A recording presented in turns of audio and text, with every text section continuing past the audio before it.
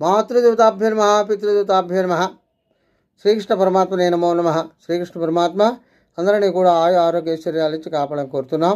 తిరువూరు శేషమనేంద్ర ఆశ్రమం నుండి ప్రతిరోజు కూడా ఒక మంచి మాట చెప్పుకుంటున్నాం. ఈ రోజున భగవద్గీత 9వ అధ్యాయం నుండి 7, 8, 9 శ్లోకాల గురించి విశ్లేషణ ఇచ్చుకుందాం.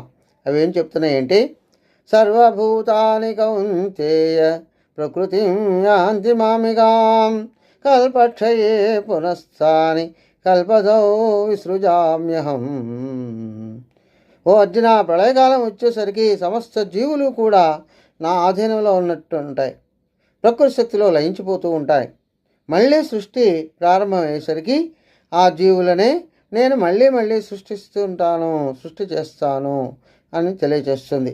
తర్వాత ప్రకృతి సామవయష్టభ్య విసృజామి పునః భూతగ్రామి మమం కృష్ణం అవసం ప్రకృతిర్వశాత్తు అని చెబుతుంది. ఈ జీవ సమూహం అంతా ఎక్కడిది? నా ప్రకృతి శక్తి వల్ల పరాధీనమైపోయి ఉంటుంది.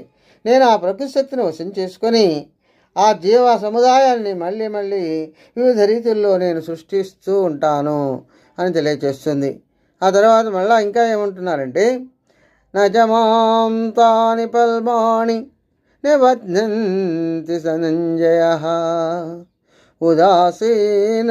ఉదాసీనం అసక్తం తేషు కర్మసు అని తెలియజేస్తుంది. అర్జున, కానీ నేను ఆ సృష్టి స్థితి లయాది కర్మల యందు కర్తృత్వాన్ని కానీ భోక్తృత్వాన్ని కానీ రెండూ లేకుండా సంగరహితంగా తటస్థుడిగా ఉంటాను. అందుకే నన్ను ఆ కర్మలు బంధించవు అని చెబుతుంది.